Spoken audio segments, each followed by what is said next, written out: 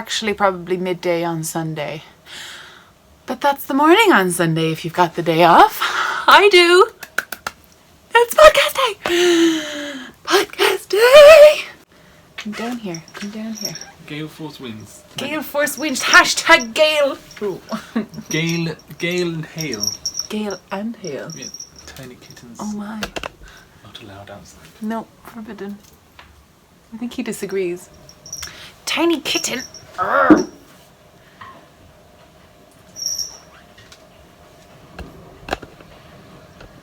You're blown away, Bean. I know. His big fluffy tail. Poor little kitten. All right, podcast time. Woo! Hello, and welcome to the Babbles Travelling Yarns podcast. I am Grace, your host, and I'm based in Limerick in Ireland. And I've got a cat that's yowling outside because he wants to go outside, but it's currently a massive storm with gale winds and hailstorms. So that's not going to happen, Beans. He's just going to have to get over it. I have a little bit of an orange face. That is probably because of the rosehip oil that I use as a moisturizer. It's Sunday morning and I had a little bit of a, long time moisturizing my face, but it looks my neck is super white and my face is orangey, but it's supposedly really good for fine lines. And as I am going to be turning 32 in May, one must moisturize,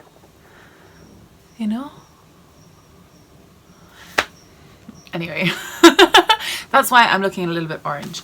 I love rosehip oil. It's the best. I don't really use anything else.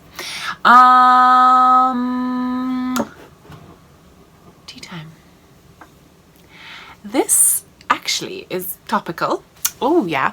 This is a beautiful mug that I got from my friend Natalie of Remembrances Pottery. She is a hand-built mug designer. Ooh, it's kind of blowing out there. Based in Canada. This is one I smashed earlier. But she has actually designed a few sets of mugs for me. And they're going to be available only at my retreat and at events that I'm doing this year, which include woolen so far. So if there's mugs left over, I'm only getting 19 and at least 2 of them are staying with me. So there are going to be only 17 available. There are some shorty mugs, which are a little bit smaller and have a different size, but they have beans on them. I'll put pictures in just here.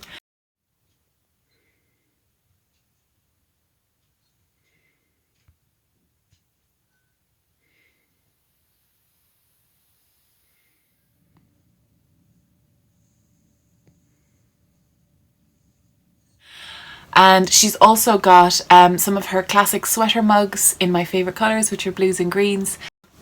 And I'm so excited. I think I am going to be the only person in Ireland, definitely, who's going to be reselling them.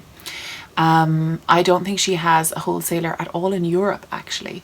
So I might be the only person, the exclusive for the next couple of months anyway. So I'm really excited. Thank you so much, Natalie, for the chance to work with you. She had a great time designing Mr. Bean's mugs and I'm so excited to see them. They're so beautiful. So they are hand-built, hand-glazed by Natalie in her studio, and they're absolutely beautiful. And she took my logo, and I've got a logo mug coming. There's only 2 logo mugs in the pack. So what I think I'm going to do is I'm going to keep obviously one for myself, and then I might do a raffle for the second one. The raffle will probably take place at Woolen. And I'm thinking of raising money for a project that I'm hoping to get up and running for the Knockasheelan centre that I was talking about a few episodes ago, for the direct provision centre here in Limerick. I'm hoping to raise some money to organise a craft group. So I'm thinking about having a raffle at Woolen for this mug. Now I will not be offering shipping for these mugs. She's taken a big risk shipping them to me in the first place, and yeah, so they are only going to be available at the events that I'm at. So yeah, I'm so excited to get them. So excited. So that is my plan. I'm going to hopefully I'll be able to see you at some of these events. My retreat, if you need a bit of a reminder, I have these Babbles retreats which run twice a year. This next one is actually over Easter weekend, so it gives the people a little bit extra time to spend relaxing and chilling out, a little bit of a revival. And it is sold out completely, but we do have an open day on the Saturday, so that'll be Easter Saturday, where we have a yarny market where the mugs will be available, my yarn will be available, as well as yarn from a number of other vendors, which I'm super excited about. So the full list of vendors will be available very soon. I'm finalising a few extra add-ons, and yeah, really exciting. I have also finalised there's going to be a talk at on Saturday during or just after the marketplace, with or before, I haven't figured out when exactly, but it's a fairly fluid day. So that is going to be with Sandra of Meet the Wool, and she's also the organizer of the Irish Fibre Crafters Initiative. So she's going to be talking about her work, natural fibre, natural dyeing. She's going to be talking about yarn in Ireland, sourcing her own wool and her own sheep, and the connections that she's been making, and the ideas behind the Irish Fibre Crafters, and where hopefully it's going to take us in the future. So that is going to be very, very interesting. I'm very excited about that. Yeah, I think that's the admin that I didn't realise I had admin about, but here we are. I'm having black tea, just Barry's tea with lemon in it, which is going cold. It's perfect temperature now. It's gonna go cold. Let's accept it and move on. Let's talk a little bit about my knitting, because that's why we're here. My cable crush cowl, which is in a bag by Debbie Keeley. It is Deborah handmade. Deborah makes crafts. Yeah, sorry. Deborah makes crafts. That's the little bee. And there was a couple of people. Debbie actually contacted me and was like, I didn't even realize it was bee, because I'm always a bit of a busy bee and blah blah blah.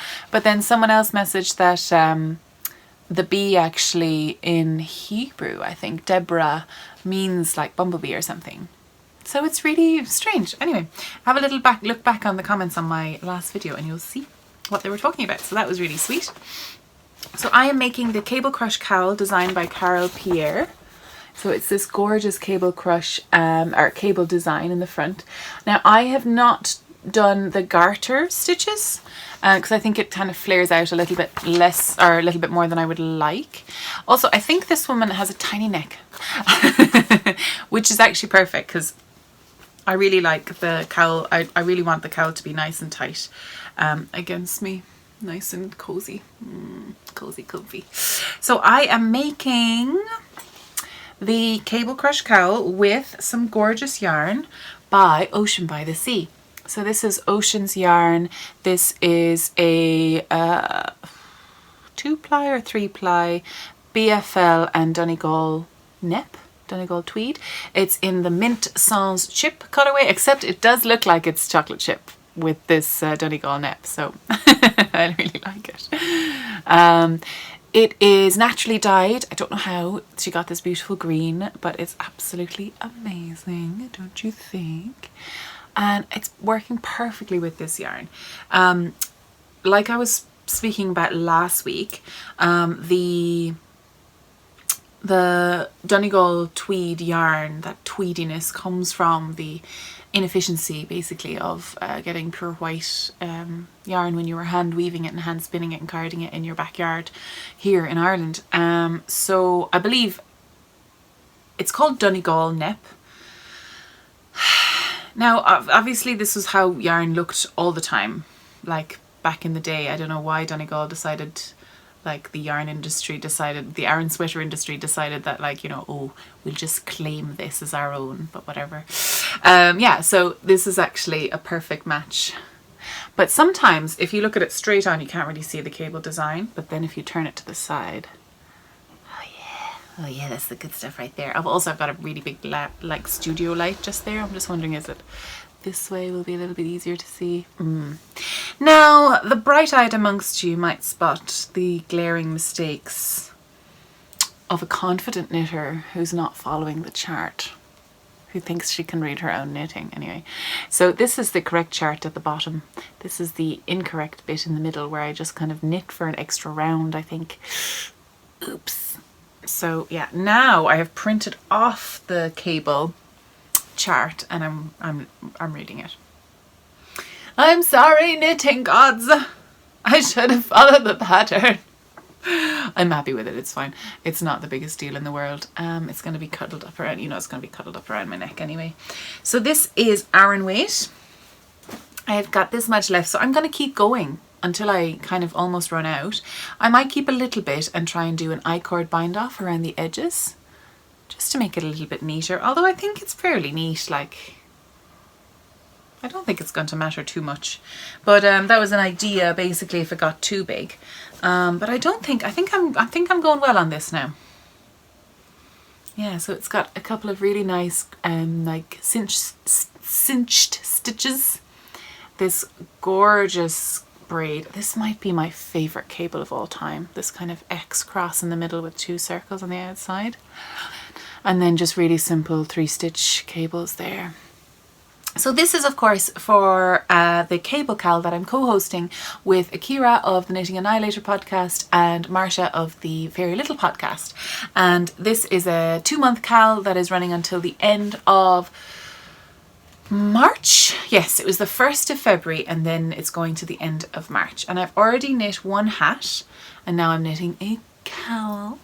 And yeah, I'm really getting into the cables, which is why I decided to change my sock knitting class and split it up from 3 classes all on socks to 3 different classes based on different techniques.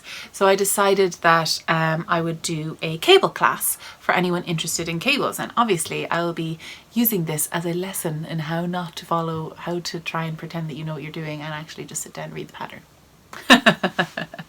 Any teacher that does not know how to admit when she's made a mistake is not a good teacher. I have been very well versed at apologizing and admitting that I've made mistakes in the past couple of months. And I think it's probably something that everybody needs to be okay with doing occasionally, possibly all the time. It's fine to be wrong. It's fine to say sorry, and it's fine to learn and move on. Welcome to my TED Talk. Okay, thank you for coming to my TED Talk. That's what they say, isn't it? So, yeah, so that class on cables is going to be on the 30th of March, and it's going to be at the Irish Fibre Crafters space in Ardrahan in County Galway, and it's a day-long class, and all of the stuff is included. It's all going to be using some of my yarn that I've hand dyed specially for the class, and yeah, it's gonna be fun. I'm going to be teaching how to make a really simple cable headband, and hopefully we'll have it done in a day, and we can talk through all different charts. And if you're interested, actually, you can probably bring some cable projects and we can go through how the whole construct of a cable project, a cable garment, a cable anything is made, and how to incorporate different cables into different shaping and things like that, because I have done quite a lot of that. Sleeves. I still haven't started the sleeves. I'm sorry. Someone commented, just in brackets, cough cough sleeves. And I was like, you're just getting a kick out of it now. That's why I'm doing it. That's why I'm delaying it. I'm doing it for you. That's fine. I love this bag. It is so squishable and easy. Like, it's not like the structured bags that I've been used to using in the last couple of weeks, months, years. But this one is perfect for work. I'm using this project in work. I'm basically just scrunching it down, throwing it into my work bag, and off I go. And I probably only knit about 2 lines a day on this. Work is really super intense at the moment. That's why I cannot wait to spend 1 more week at work, and then I'm in Edinburgh for 8 days.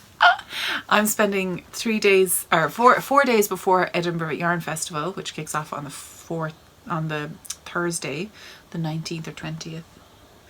And so myself and James are going to be going off doing fun things up in the Trussock. So we're going to go to Loch Lomond, maybe stay a night over there, and yeah, just doing coupley things, coupley things with couples. And then on Wednesday we are coming back to Edinburgh, and we're going to be doing a hike up Arthur's Seat. Now there have been 2 Arthur's Seat hikes, one on Wednesday and one on Saturday. They are both full.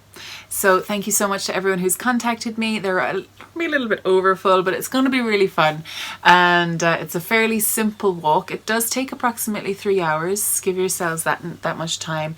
Everybody needs to wear proper shoes. And if you need a walking stick, bring a walking stick. Like, those poles, because sometimes it can be a little bit mucky and slippy. And I'm not taking any responsibility for broken bones. Okay, cool. Yeah. So, but anyway, those 2 walks are full now, but it would be lovely to, I can't wait. Oh, Edinburgh, I can't wait. I'm gotten distracted now. I cannot wait.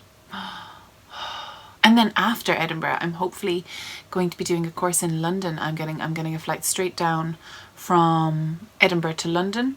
I still need to book my accommodation. Ugh. If anyone has a spare room in London, can I stay with you for a week?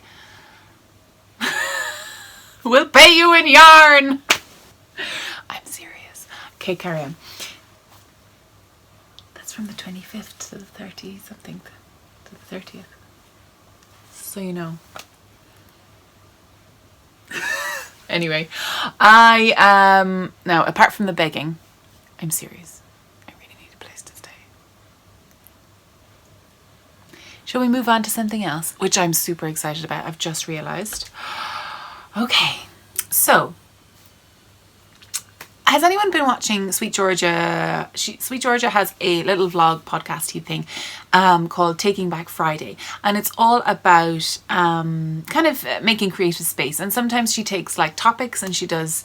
The last time she spoke about how she lever knitting and Irish cottage knitting, but there was a podcast where she was talking about these bags. They're called Namaste bags, and I think the company went out of business. But it has been bought by an American company, I think it's American, Jimmy Bean's Wool. And maybe it's not a company in America, maybe it's Canadian, because I know Sweet George is Canadian. I don't know. Anyway, it's a company called Jimmy Bean's Wool, and they've bought Namaste bags, and they have redesigned the bags. So Felicia Lowe, who runs Sweet Georgia, she was doing a review of 2 bags that she got. And she gave away a bag, and I won the bag.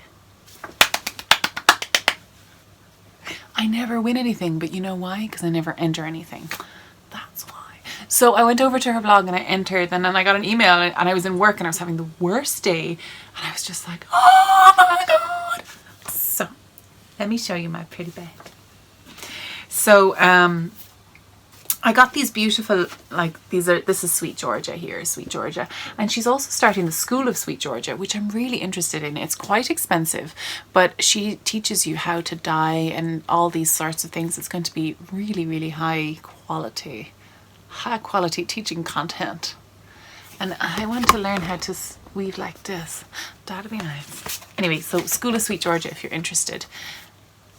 Yeah, so the bag comes in these really nice, this is the brand in case anyone recognizes it from the States a couple of years ago, but the brand is Namaste bag brand, and it came in this lovely kind of cottony whatever bag. Oh, it's not cotton, I think it's like polyester kind of thing. But I got the crossbody bag in plum. It's so cute. I never win anything. I'm so happy. So it comes with this like tassel-y oak mabob, and it also comes with this really cool thing. It's like a keychain thing, but it's marked out in inches, so you can like check to see. Oh, that was a bit awkward. But you could take it off and it's like a little ruler. How handy. You're like, how far down is my shoulder side? Okay, all right. It's not really long enough to do anything really with, but you know, you can check a few things. That's a cool idea. That's nifty. That's nifty. Then it's a really kind of structured bag. So the front part has two little zips, and it folds back with, there's a little magnet. And this is super cool. It forms like a little yarn thing to take your yarn out. So the bag becomes a little yarn bowl and it stands. So nice. And in here is my shift cowl. This is my Pretty Funky Shift cowl by Andrea Mowry, and it is made out of yarn that I spun from 5 bats of Pretty Funky Fibres bats, and I sent these pictures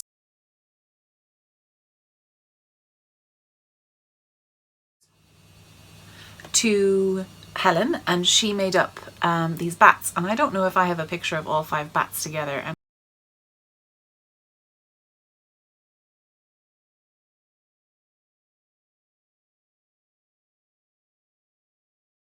I'm really annoyed if I don't, because it's spun into this yarn.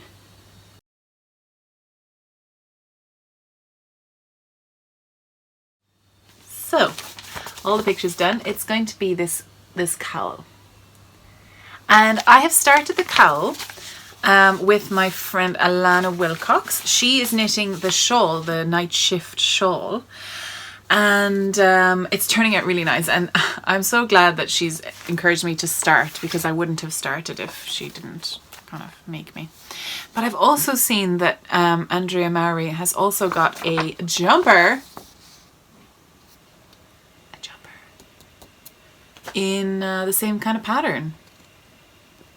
Handspun yarns that I have loads of that don't really match, you know. I love it. I love it. So let me show you what's going on here. So I am knitting this on 3.75 mil needles, or 4. I think they're 4. No, it's 4 mil needles. Now this is my shift cowl. So it's starting off here like this. Well, that's going to be at the back actually. And I am changing up the yarns as I go here and there. So in this section actually, this part is the light blue and this part is purple. And then the black, or the greeny blue in the background is all the same all the way down. So I'm kind of quickly running out of that black greeny blue yarn. And then I'm going to switch it out for another dark yarn here, which I have, which is kind of more, it has a little pops of orange in there. So it's kind of interesting. So these are all of my colors that I'm doing. The green is my favorite, but actually this color is the greeny blue, is the dark color of all of the whole thing at the moment. That was the color I disliked the most in all of the bats. It's my absolute favorite spun up. Absolute favorite. You cannot tell with a bat how it's going to look. I thought this was going to be my favorite. No, not really. You know, it's going to be a really good contrast for this color, but yeah, it's so interesting. You just don't know how you're going to like things when they're spun up, which is a little bit scary, but at the same time, very interesting. It kind of takes you right out of your comfort zone, I'll tell you that much. So, yeah. So the shift cowl kind of I think it starts here. Yeah. It starts over here, and you knit down, and you're increasing all the way, and then you stop increasing, and I'm knitting straight down this side here, but I'm still increasing on this side. So this is going to increase all the way around and then attach up using this side. I think this side is sewn to the other side of this somehow. I don't know, I'm just gonna follow the pattern. So I've switched back to the green down here because I was getting a little bit like, it's a bit blue. But I think it's gonna be interesting, don't you think? I'm really interested in how this is going to work. I really like the back as well. The back is nice. It's a very simple stitch. It's literally the green parts, like the bobbledy parts, the contrast parts, are essentially just, it's a row of garter stitch, but you're slipping stitches in between. So you're pulling up that dark thread in between this little garter bump. See that? Little garter bump, pull the stitch up. So one of the dark stitches is covering 2 rows of that one, I think. Yeah. That's really nice. This colour is like glowing at the moment in sunshine. At night time it all kind of looks a bit bland, but I think it's actually working up really pretty now. So that is my shifty friends, Cal. My shifty knitting friends, that's the hashtag we're using, myself and Alana, it's gas. Yeah, so inside the bag I've got my Lava Shea hand lotion. I've got my lotions, and I've got a tripod at all times. Must podcast all the time. And then in the back there you've got a little pocket, and it comes with this, oh, what's in here? Oh, handy, yes, I've forgotten I'd put my little highlighter tape in there. A pen. It comes with a tiny notebook saying knit, purl, repeat. Oh, knit, purl, breathe, repeat. So cute. It comes with a needle gauge in the Namaste logo. And it comes with a little, oh, this has come in so useful already. It means that I'm already weaving in my ends. A little darning needle. It's just so neat. It's got 2 zippered pockets on the inside, on the back. And then on the front, it's got like a phone pocket and, you know, lip balm or whatever other pockets. And then on the absolute front, it's got another zipper pocket there. I keep my phone and easily accessible things and cards, and yeah, it's the best. It has these small little handles, but it also has a long strap, but I tried it on and it wasn't really working with the long strap. The long strap's kind of just dangling, getting in the way and getting caught, so I just took that off, and I'll just have it as a little handbag. It's so cute! And I just pop that up and around if it's kind of in the way. I had that keychain on the inside, but it was kind of tangling up with my yarn, so yeah.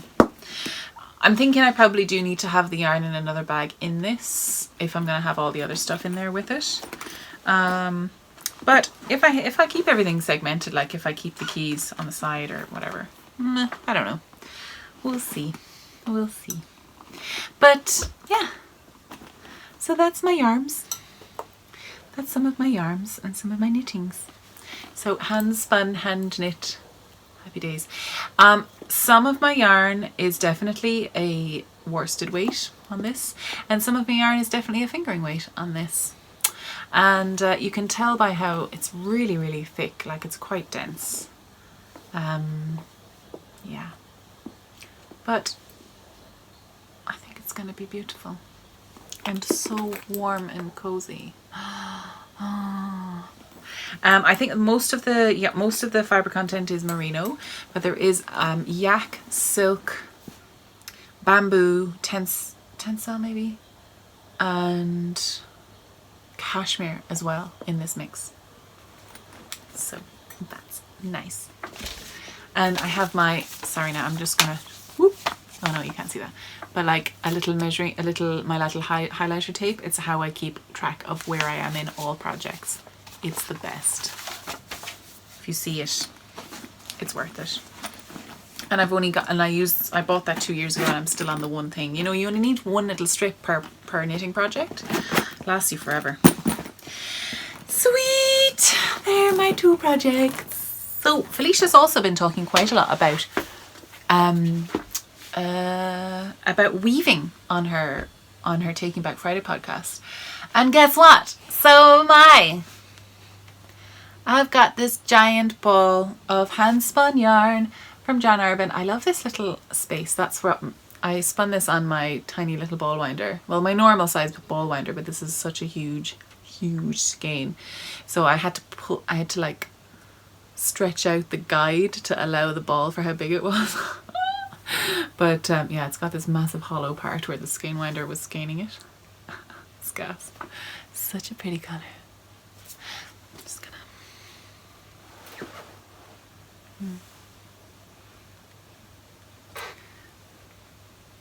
This is actually really comfy. Why? I don't know. Yeah. It's a nice colour. I'm realising my favourite colours are this colour and teal. They're my 2 favourite colours. I know that now. It's taken me 3 years. 3 years of knitting, of experimenting with colour.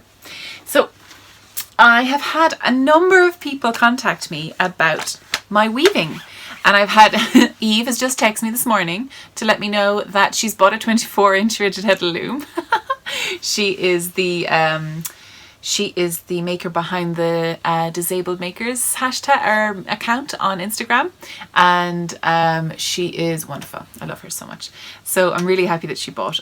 But the 24-inch loom was just a little bit bigger than I was thinking. But I might have to go and get one because the thing is that you can't really have it on your lap. You do need a stand, which is the only thing. Takes up a little bit more space. Whereas this, the 16-inch, oopsie. Oh God, oh my God, why is this hard?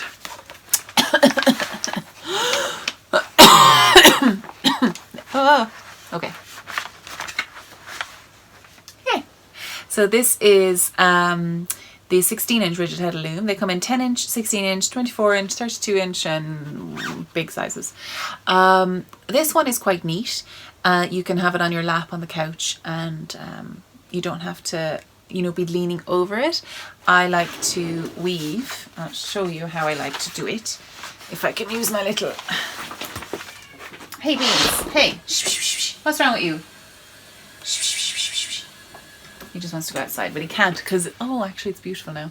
But it'll be gross in a minute.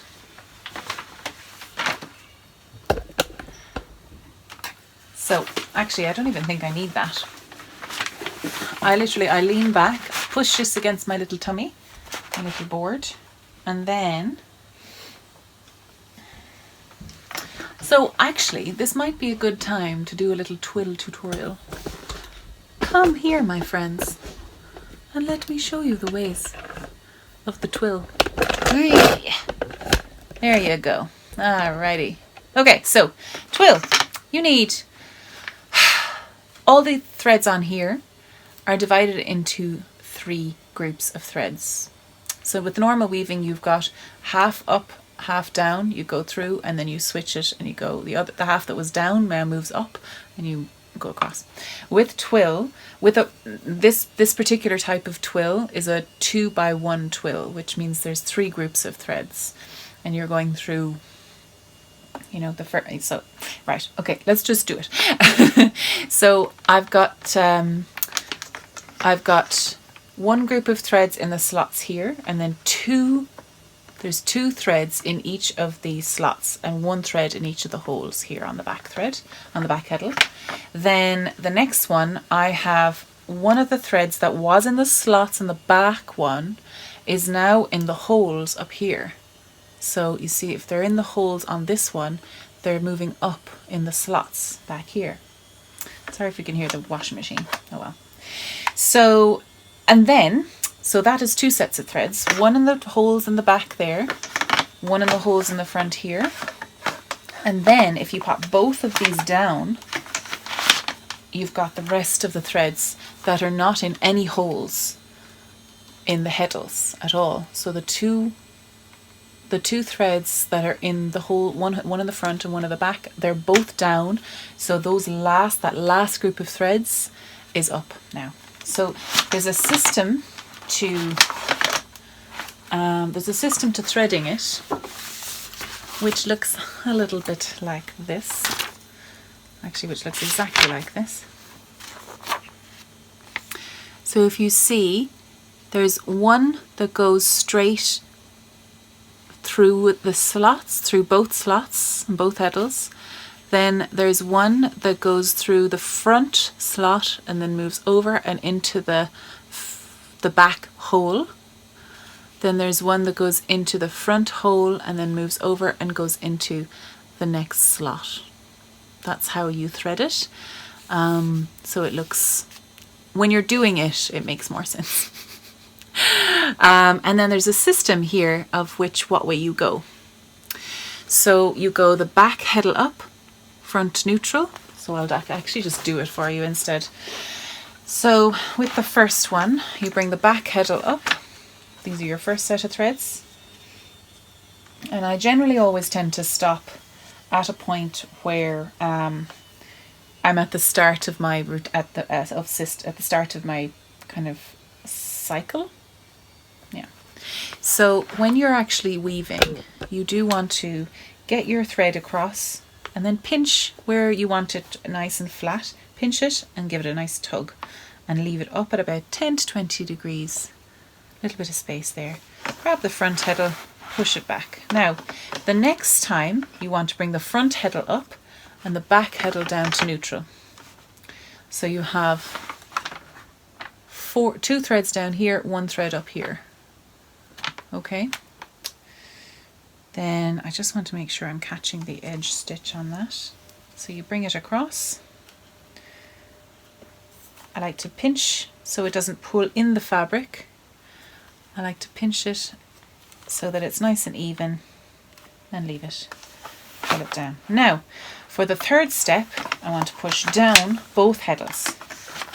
Both heddles are down, leaving some of these get a little bit stuck because this is hand spun yarn that I am weaving with, which means that I have to be a little bit careful so that I have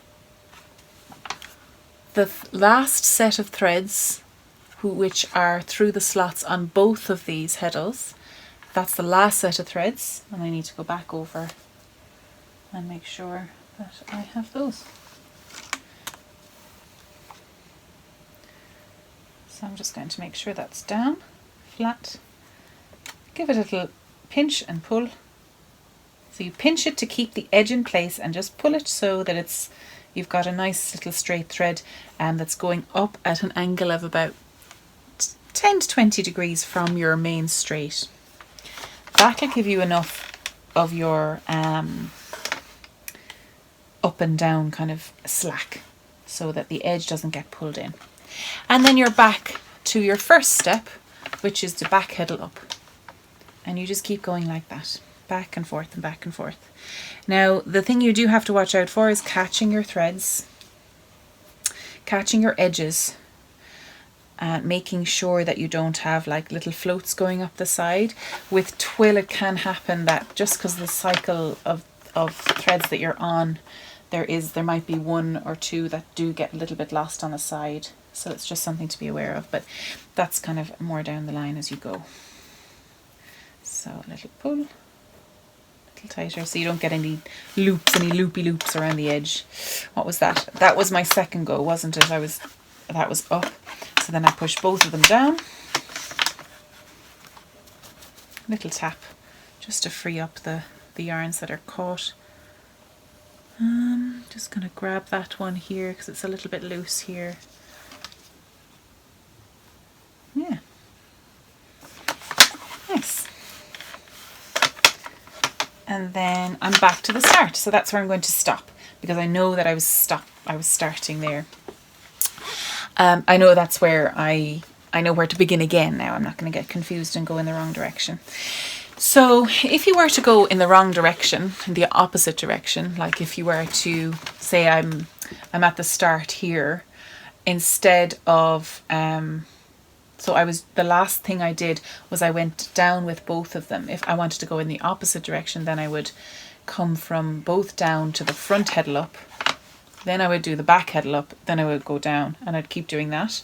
And what would happen would be, and this did happen at the start, but it wasn't working effectively enough for it to be worth it, that see these lines that are going this way? Yes, this way. Those lines would then start to go this way. So you'd get these chevron zigzags all the way up. But I decided for my first twill, it wasn't really working to the point where it was going to be effective. So I was just like, I'm going to just leave it. But I am much happier now with the fabric than I was at the start, because I think I was expecting more, and I was kind of annoyed at the width of it. Twill kind of pulls in your work. It uses about 1/3 more yarn in the same area. So it's more kind of structured, more solid fabric. That's why jeans are made of twill. That's what I've been learning anyway. And now I know that. So that's great. So I'm using John Arbin colours. In the dark one for the warp is the Viola colorway. And then this one here is the Harvest Hues colorway. I think this one's blackcurrant and this one is pomegranate. Yes.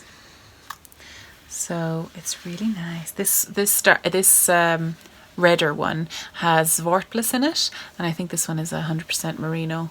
But this Vortplus is, it's a merino blend. This one has this Vortplus, which is a black yarn with a black fibre, which gives it kind of a depth to it, but it's beautiful. Beautiful, beautiful, beautiful. Gorgeous. So that's all of my weaving. I don't know how much I have left. I still have quite a lot on this back beam. And I was planning, here is my plan. So I was planning on making a t-shirt. Making actually kind of a dress, but that's not going to happen because I have a lot less to work with now, because it's a shorter space.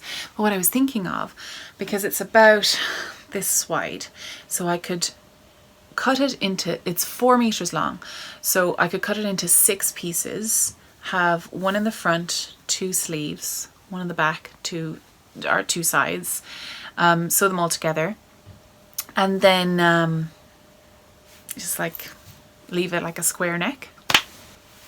Sleeves, just sew underneath there, just a drop sleeve. The only thing is I have to be done by Friday because I'm flying out on Saturday. I think I'm flying out on Saturday. So yeah, I don't know if I'm going to be finished. It might just be a scarf that I wear and then it will eventually be a t-shirt next year.